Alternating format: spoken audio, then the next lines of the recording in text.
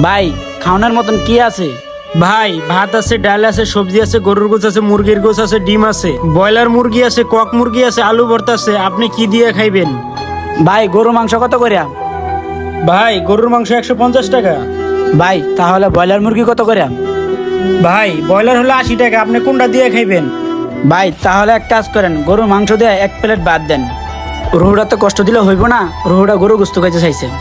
আচ্ছা ভাই ঠিক আছে, তাহলে আপনি যাই বসেন, আমি দিতেছি। ভাই ভাত আছে? ভাই ভাত আছে।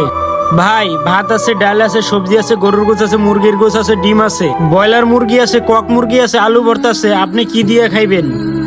ভাই ডাল দিয়ে ভাত খাইলে কয় টাকা লাগবো? ভাই ডাল দিয়ে, রুই মাছ দিয়ে, শাক দিয়ে খেলে 120 টাকা বিল হইব। ভাই আমার রুই মাছও লাগবো না, শাকও লাগবো না, খালি ডাল দেখাবো, কয় টাকা লাগবো? ভাই দুটো সিঙ্গারা দিয়েন তো। আচ্ছা ভাই ঠিক আছে, আপনি বসেন, আমি সিঙ্গারা দিতেছি। ভাই আমি কি কইছি শুনছেন? খালি ডাল দিয়ে ভাত খাইলে কয় টাকা লাগবো? ভাই শুধু ডাল দিয়ে ভাত খেলে 50 টাকা লাগবো। 50 টাকা? ভাই হইছে কি, আমার কাছে না 35 টাকা আছে। ভাই ডাল দিয়ে ভাত খাইলে 35 টাকা রাখা যায় না? না ভাই, আসলে 35 টাকা দিয়ে হয় না। তাহলে ভাই আমি আসি। এই ভাই শোনেন, যান আপনি ওই জায়গায় যেয়ে বসেন।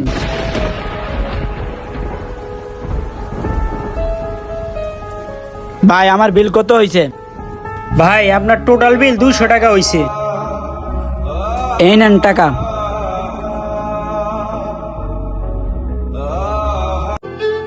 হ্যাঁ মা, চাকরির ইন্টারভিউ দিতে আইছি। হেরাই আমারে দুপুরের খাবার খাওয়াইতেছে। গরুর মাংস, কাশির মাংস, রুই মাছ, আরো অনেক কিছু আছে মা। মা এখনো তো চাকরি ঠিক হয় নাই। ইন্টারভিউ দিছি, ইন্টারভিউ দেওয়ার জন্য যা যা দরকার সবই আমি করছি। এখন চাকরি হইব কিনা ওরাই জানে। মা তাহলে আপনি খেয়ে নিয়েন, আমিও খাইতেছি। মা তাহলে তুমি এক কাজ করো, আমার ছোট বাইরে বললো স্ট্যান্ডে থাকতে, আমি 6টার গাড়ি চলে আসবো। আচ্ছা মা তাহলে আমি এখন রাখি, আল্লাহ হাফেজ। ভাই কিছু মনে না করলে একটা কথা বলি। হ্যাঁ ভাই কোন, কি কথা? দেখতাছি আপনার মায়ের আপনি কইতাছেন গরুর মাংস দিয়ে ভাত খাইতেছেন, আবার অফিসে বইয়া। আর আপনি তখন হোটেলে মিথ্যা কথা বলেন কে? ভাই আপনি যা যা শুনছেন সবই সত্য কথা। আমার অফিসে থাকার কথাই ছিল, গরুর গোস্ত খাওয়ার কথা ছিল, কিন্তু আমারে তারা রিজেক্ট করে দিছে। রিজেক্ট করে দিছে? আপনার কাগজপত্র কোনো ঝামেলা আছে নাকি? কাগজপাতি কোনো ঝামেলা ছিল না, যা যা ডকুমেন্ট লাগে সবই আমি দিছিলাম, সব কিছুতে পাস হয়েছিলাম। লাস্টে গিয়া এরা 10 লাখ টাকা চা। কি চাকরির লাগে আবার 10 লাখ টাকা? যে লোক 10 লাখ টাকা দিতে পারবো সেই লোক 50 লাখ টাকার মালিক। আমি যদি 10 লাখ টাকাতে চাকরি নেই তাহলে আমার ব্যবসা কি করছে? ব্যবসায় তো আমার ভালো। আর ভাই জানেন আমার সব থেকে বড় ভুল হয়েছে কি? ছোটবেলা থেকে কষ্ট করে লেখাপড়া করা। এখন এই জায়গায় আইসা দেখি এটাই আমার সবচেয়ে বড় বোকামি হয়েছে। ভাই এনেন আপনার ভাত তরকারি। ভাই ভুল করে আরেকজনের রুই মাছ আর ভাতটা দিতে যায় আপনারে দিয়ে লাইছি। ভাই আপনি কিছু মনে করেন না।